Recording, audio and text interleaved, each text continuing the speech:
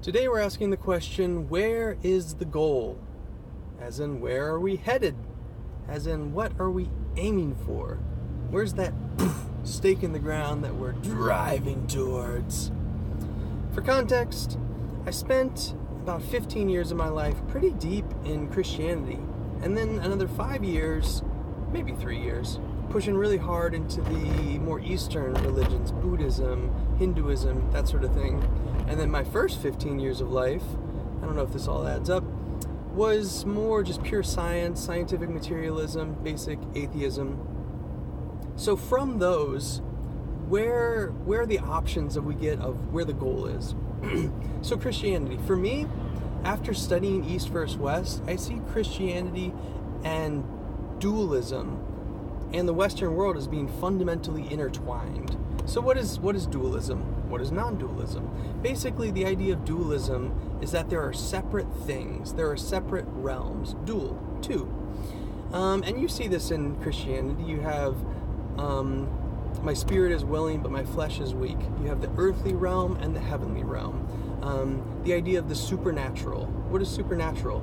Well, you have nature, natural, and then supernatural. That's the other thing. That's the dual. That's the two. So there's this idea of these multiple realms, but these multiple separate realms. Now, in the earthly world, basically, Satan's going wild down here. Does God control this world? I mean, in a sense, God is in charge. He created everything, but definitely not everything that happens is God's first choice to what's going on, I would presume. But in the heavenly realm, God is 100% in charge there. So, from the Christian perspective, what is our goal? What is our stake in the ground? What are we pushing towards? And I'd say that's related to God. And it's basically to be more like God, to do God's will, He must become greater, I must become less. So it's this external goal that's basically the ideal person, the ideal way to behave, the ideal behavior. And we're constantly striving towards that. We're here now, but we want to get there. And there are multiple ways to get there. You can strive real hard, or you can let go. Jesus, take the wheel. Jesus, take the wheel. You know, that sort of thing. But we have that stake in the ground that's out there. We have the biblical stories. We have our prayer. And we're trying to get in touch with that external thing that we might one day get there. So I would say that's the Western ideal. That's the dualistic ideal. That's the Christian ideal. So what about the more Eastern style, the more Eastern ideal? If the West is dualistic, the East is non-dualistic. So what's non-dualistic? Non-dualism, non-two-ness, oneness. So it's the idea of oneness, in that there aren't multiple things, but rather there's one thing. An immediate challenge to this is, well, I look around and it sure looks like there's a bunch of different things.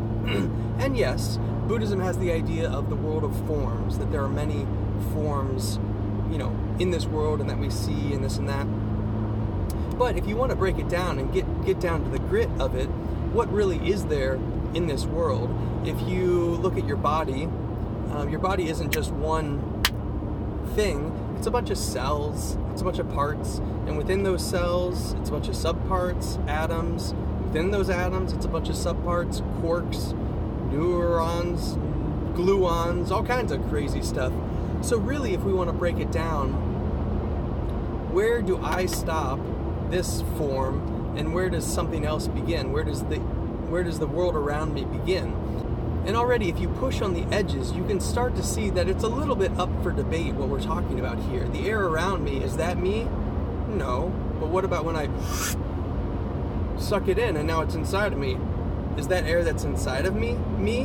When there's a sweat droplet that falls off my cheek, when it's in my body, it's part of me. It's the liquid that's inside of me. Once it's outside of me, is it still kind of me? Once it drops off of me, is it no longer me? The idea here in this mental exercise is, I would say the Buddhist idea is that there is an infinite unfolding, an infinite miracle, that there is stuff all around. And yes, if we want, we can notice gaps between things. Oh, there's a cluster of things over here, there's a gap, there's a cluster of things over here. But in some sense, it is arbitrary how we define what is something and what is not something, what is one form and what is not another form. And just for an illustration, you can look at different cultures, and they don't necessarily have all the same things in each culture. I know in some language, there's a word for the inside of a bowl. In English, we don't have the word for an inside of a bowl. We have a phrase, you could have a bowl, and then you have the inside of the bowl. But in that culture, the inside of a bowl, by having a name, is a thing, where in our culture, it isn't actually even a thing. So that's a whole discussion, but that's just a little taste of it. The base idea is not that, is that there is one. There just is what is. There is what's going on, and all things are a part of it. Buddhism often gives the illustration of an eddy in a river. You know, you got a river flowing, you got a little whirlpool, they call that an eddy. So is the eddy in the river a thing? It might be more accurate to say the eddy in the river is a pattern. It's a pattern that's emerging in that river. But really, there's no set of molecules that make up the eddy. At any one point in time, there are a set of molecules that make up that eddy. But every moment that goes past, those water molecules are moving on and new molecules are coming in. But really what remains is the pattern of that eddy in that particular place. So really, the eddy is the entire river as focused on that particular place and time where we see the eddy. And the illustration continues again to the human body, in that what is the human body? They say every 7 years, every cell in your body is completely replaced by a new cell. So it's not even particular molecules that make up our body, but really it's a pattern. It's a constant pattern that we can recognize at this place and time in the universe. And so the Buddhist might say that what I am is the entire universe as focused on this particular place and time, just like the eddy is the river as focused on a particular place and time. So all that to say, where's our goal in Buddhism? My understanding, actually the push, the drive in Buddhism is not external anymore. Because of this non-dualistic idea, they focus less on me and that other thing, because there isn't actually that separation. So rather, they focus on the me. And you might ask, well, who am I? What is this world? You might have all these questions. And the Buddhists are less focused on answering those particular questions. Where did the world come from? Is there a God? And more focused on this question, who is it that asks those questions? So when you ask, where did the world come from? Is there a heaven? Is there a hell? When you ask these questions, the Buddhists ask in return, who is it that asks that question? And that's really the push of Buddhism, which in a sense is like, oh, it's just me. It's just much more inward focused as compared to that external focus. But where that rabbit hole leads is you ask, who is it that asked that question? Me. I'm the one that asked that question.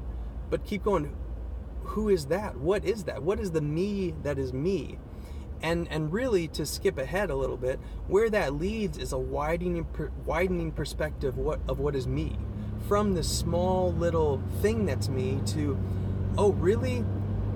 Me also includes the environment that's around me, in that I have to have air to breathe, I have to have food to eat. And you can tell this because if we try to leave the environment, let's say when astronauts go to the moon, we actually have to take the environment with us. We take air with us, we take food with us.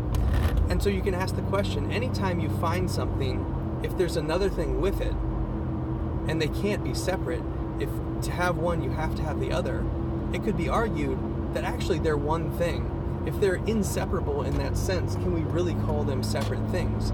So you go down this mental exercise where by looking inward, actually, your view of yourself begins to grow and larger and larger. And I find it interesting that actually from that internal Eastern quest, you actually end up looking at the whole universe and connected to that. And that becomes a connection, and that becomes a goal.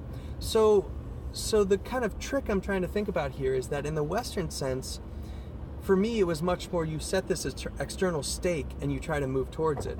In the Eastern sense, you look directly inward, but then that grows outward.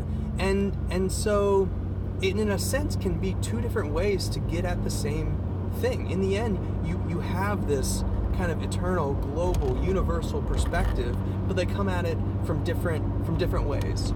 So that's my offer today. That's my challenge today. If you're coming at it from the Western, more Christian sense, consider the other way. Look internal for a day. You don't have to stop believing in God. You don't have to stop believing in that external, but just for an exercise, just for a day, just look at yourself and really ask, who is it that's thinking? Who is it that's asking these questions? Who is it that's living and breathing? And maybe allow your conception of what is you to grow a little bit. Not necessarily reaching towards the external, but allow yourself to expand a little bit towards that. And if you're coming from the Eastern sense, let's do an experiment. Let's set some external goal, something that feels separate from you, and can you explore moving towards that one small step at a time. So that's what we got for today. Good luck, guys, and may the God or the universe be with you.